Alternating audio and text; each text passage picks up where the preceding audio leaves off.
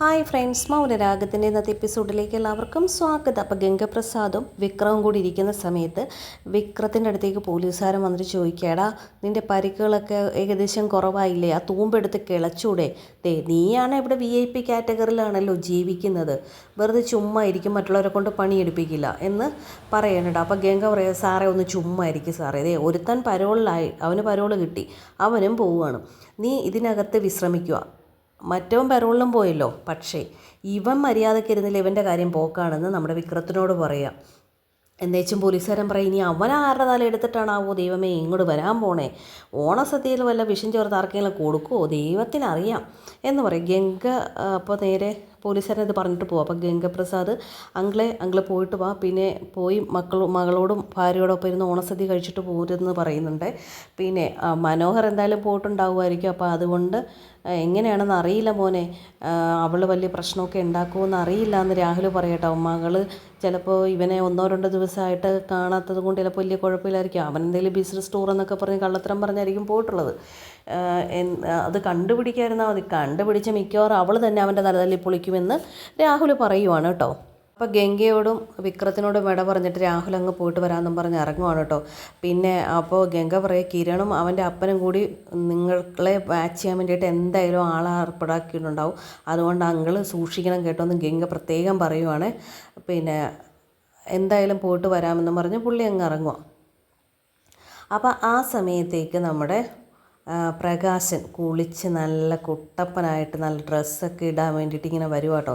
പക്ഷെ മുഷിഞ്ഞ ആ പാക്കറ്റിൽ നിന്ന് തന്നെ ഒരു ജോഡി ഡ്രസ്സ് എടുത്ത് ഇങ്ങനെ കുടയുകയാണ് കേട്ടോ. ആ സമയത്ത് കല്യാണം അങ്ങോട്ട് വന്നിട്ട് പറയാം, അച്ഛൻ പഴയതൊന്നും ഇടണ്ട, ഞങ്ങൾ മക്കൾ ദേ ഓണക്കോടി എടുത്തിട്ടുണ്ട്, ഈ പുതിയ ഡ്രസ്സ് ഇട്ടാൽ മതി എന്ന് പറഞ്ഞിട്ട് സിൽക്ക് ജുബയും മുണ്ടുവാണെന്നും പറഞ്ഞിട്ട് അങ്ങ് കൊടുക്കുവാണ് കേട്ടോ. ഇവനിങ്ങനെ അന്തം വിട്ട് നിൽക്കുവാണ് കേട്ടോ. അന്ന് വെച്ചാൽ അവൾ പറയുക, ഈ പഴയ ഡ്രസ്സൊന്നും ഇനി ഉപയോഗിക്കേണ്ട, പുതിയ കുറച്ച് ഡ്രസ്സുകൾ കൂടി എടുത്തിട്ടുണ്ട്, അതൊക്കെ ഉപയോഗിച്ചാൽ മതി എന്ന് പറയുന്നുണ്ട്.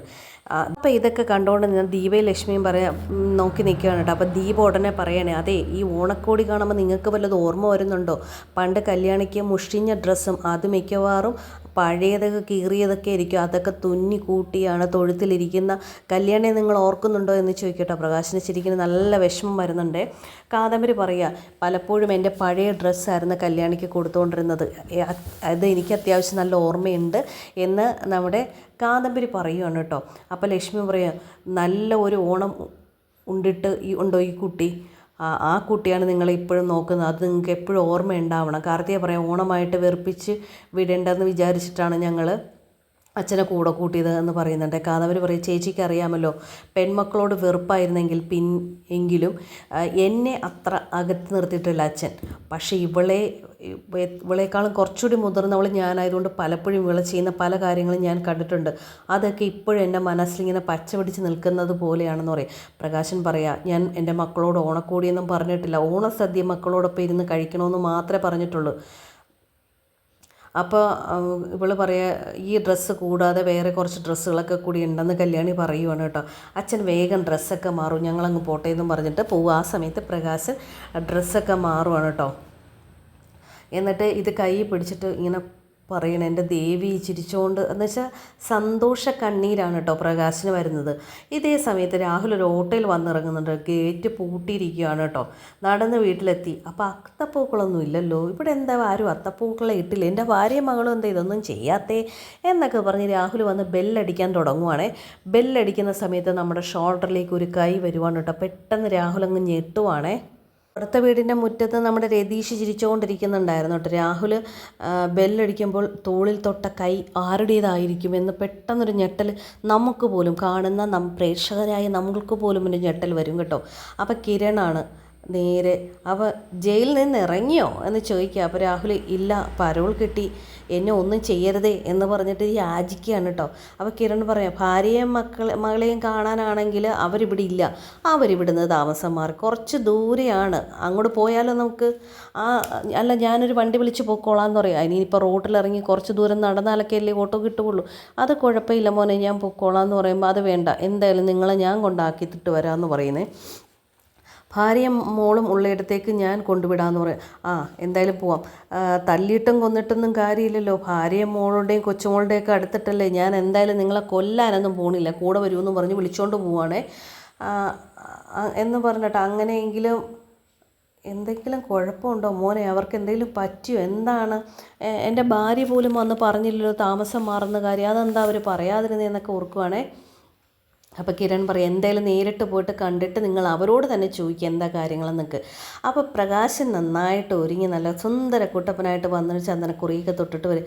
രതീഷ് അഭിപ്രായം അടിപൊളിയായിട്ടുണ്ടല്ലോ കടുവയ്ക്ക്, കല്യാണി ആൾ പുതുമണവളനായി കേട്ടോ, ഒന്നുകൂടി വേണേൽ കെട്ടിക്കാം, ഒരു ഫോട്ടോ എടുക്കുമോ രതീഷ് ഏട്ടാന്ന് ചോദിച്ചിട്ട് അവൾ ഫോൺ കൊടുക്കുവാണ് കേട്ടോ. അപ്പോൾ രതീഷ് ഫോട്ടോ എടുക്കുക. എന്നിട്ട് രതീഷ് ഇടയ്ക്കിടയ്ക്ക് ഇങ്ങനെ കുത്തുന്നുണ്ട് കേട്ടോ. രതീഷ് പറയും ഈ കടുവ നിൽക്കുന്നതുകൊണ്ട് അങ്ങ് ഫോട്ടോയിലൊന്നും കിട്ടുന്നില്ല, ഒന്ന് എടുക്കരുത് ഈശേട്ടാന്ന് പറഞ്ഞിട്ട് അവൾ പറയട്ടോ. അങ്ങനെ നിങ്ങൾ 3 പേരും കൂടി നിന്നിട്ട് ഫോട്ടോ എടുക്കുക. പക്ഷേ എന്താണെന്നറിയില്ല, രതീഷ് പറയും ക്യാമറയ്ക്ക് എന്തോ ഒരു മടി, നിങ്ങളെ 3 പേരെയും കിട്ടുന്നുണ്ട്, മറ്റേ ആളെ കിട്ടാൻ എന്തോ ഒരു മടി, ഇത് ഫ്രെയിം ചെയ്ത് വെച്ചേക്ക്, എന്തെങ്കിലും കാരണത്തിൽ ഇങ്ങേറെ സ്വഭാവം മാറിയാൽ നിങ്ങൾക്ക് ദേഷ്യം വരുമ്പോൾ എറിഞ്ഞു പൊട്ടിക്കാം എന്ന് പറയുകട്ടോ രതീഷ്. രതീഷ് പറയുക എന്ത് കോലം മാറിയാലും ഈ കുഴപ്പമില്ല രതീഷേ, കാരണം പ്രകാശം പറയുകയാണ് എൻ്റെ തല ഈ പെൺമക്കളുടെ മുമ്പിൽ എന്നും താണേ ഇരിക്കുമോ, അങ്ങനെ ഇരിക്കാൻ സാധിക്കുമെന്നും പറയുകയാണേ. ആ സമയത്ത് കിരൺ കാർ ഓടിച്ച് പോകട്ടോ. താമസം മാറിയ ആരും പറഞ്ഞില്ല, സുഖമില്ലേ, ജയിലിൽ സുഖമല്ലേ എന്ന് നമ്മുടെ കിരൺ രാഹുലിനോട് ചോദിക്കട്ടെ കളിയാക്കി.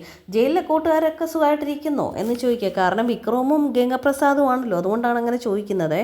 അപ്പോൾ രാഹുൽ പറയാം മോനെ ഞാൻ പഴയ അങ്കിൾ ആയിട്ടാണ് മോനെ തിരിച്ചെത്തിയിരിക്കുന്നത്, എനിക്ക് പറ്റിയ അബദ്ധങ്ങൾ, ഞാൻ ആ പണ്ടത്തെ സ്വഭാവമൊക്കെ കളഞ്ഞു, ഞാൻ പഴയ അങ്കിളല്ല ഇപ്പോൾ, നല്ല സ്വഭാവമായി ഉടനെ തിരിച്ചു പോകണം, ഭാര്യയോടും മകളും പേരക്കുട്ടിയോടൊപ്പം ഇരുന്ന് ഊണ് കഴിക്കണം, അത്രയേ ഉള്ളൂ, ഒരു ഓണസദ്യ ആഘോഷിച്ചിട്ട് പോകണം, ഓണം മോനെ എന്തെങ്കിലും പന്തികേടുണ്ടോ, ഒന്നും സംഭവിച്ചിട്ടില്ല, എന്താണ് സംഭവിക്കുന്നത് എന്നൊന്ന് മനസ്സിലായി, നിങ്ങളെ മോളിപ്പോൾ എത്തേണ്ടടുത്ത് തന്നെയാണ് എത്തിയിരിക്കുന്നത്, ഒരു കുഴപ്പമില്ല എന്ന് പറയുന്നുണ്ട് കേട്ടോ. അപ്പോൾ ഇവർ കുറച്ച് ദൂരം അങ്ങ് പോകട്ടോ, ഒരു ഹോസ്പിറ്റലിൻ്റെ ഫ്രണ്ടിൽ പോയി നിൽക്കട്ടോ, മെൻ്റൽ ഹോസ്പിറ്റലാണ്. നമ്മളെന്താ ഇവിടെ വന്നത്, മെൻ്റൽ പ്രോബ്ലം, നിങ്ങൾക്ക് വല്ല മെൻ്റൽ പ്രോബ്ലം ഉണ്ടോ, ഭാര്യയും മകളെയും മോനെയും ഒക്കെ നിങ്ങളെ പണ്ട് ഇവിടെ കൊണ്ടുവന്ന് ഷോക്ക് അടിപ്പിച്ചതല്ലേ, അതൊക്കെ മറന്നുപോയോ, എന്തായാലും വാ, നിങ്ങളെന്തായാലും ഞാൻ കൊല്ലൂല, എന്തിനാണ് ഇവിടെ ഇറങ്ങുന്നത്, പോകാം നമുക്ക്, എന്തായാലും അങ്ങോട്ട് ഇറങ്ങി ഭാര്യയുടെ മോളുടെ അടുത്ത് പോയിട്ട് സദ്യ കഴിക്കണമെന്ന് പറയും, പെട്ടെന്ന് ചെല്ലണം. അപ്പോൾ കിരൺ പറയും എനിക്കും വീട്ടിൽ പോകണ്ട, നിങ്ങളെ എത്തേണ്ടടുത്ത് എത്തിച്ചിട്ട് വേണം എനിക്ക് പോകാനെന്നും പറഞ്ഞിട്ട് നിൽക്കുവാണ് കേട്ടോ. അങ്ങനെ നേരെ കിരൺ അങ്ങ് കയറി ചെന്നിട്ട് പറയണേ. അപ്പോൾ നമ്മുടെ സരയും ഇങ്ങനെ കിടക്കുകയാണ്, ശാരി അടുത്തിരിപ്പുണ്ട്. അപ്പോൾ നേരെ മോളെ കാണാൻ ഒരാൾ വന്നിട്ടുണ്ട്, വരൂ എന്ന് പറയുന്നുണ്ട്.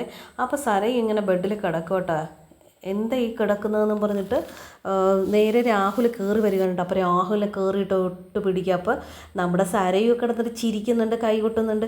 ഇത് കാണാനാണോ ദൈവമേ ഞാൻ ഇവിടെ എത്തിയത്, ഓണസദ്യ ഉണ്ണാൻ വന്നത് ഈ മകൾക്ക് വേണ്ടിയല്ലേ, സ്വന്തം മോൾ സ്വന്തം അല്ലെന്ന്, എൻ്റെ മോൾ സ്വന്തമല്ലെന്നും വേറെ ഒരുത്തിയുടെ മോളാണെന്നൊക്കെ ഞാൻ പിന്നീടല്ലേ അറിയുന്നൊക്കെ പറഞ്ഞിട്ട് നമ്മുടെ ശാരി ഇയാളുടെ ഷോൾഡറിനെ പിടിച്ചു കൊണ്ടുവന്ന് ബഹളം വയ്ക്കുക, നിങ്ങളാണ് ഈ മോളെ ഈ ഒരു അവസ്ഥയിലാക്കിയത്, കയ്യിൽ ഓർമ്മ വെച്ച കാലം മുതൽ വളർത്തുന്ന കുഞ്ഞാണ്, പക്ഷേ എനിക്കിവളെ എൻ്റെ മോളല്ലെന്ന് ഒരിക്കലും തോന്നിയിട്ടില്ല എന്നൊക്കെ പറഞ്ഞ് ശാരി അങ്ങ് കരയും കേട്ടോ.